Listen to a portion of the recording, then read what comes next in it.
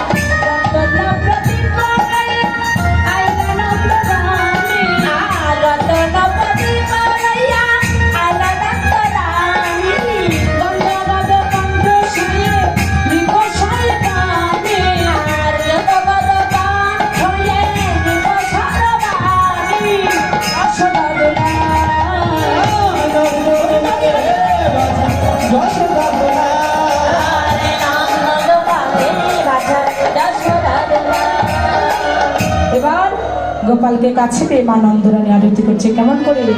আরতি করে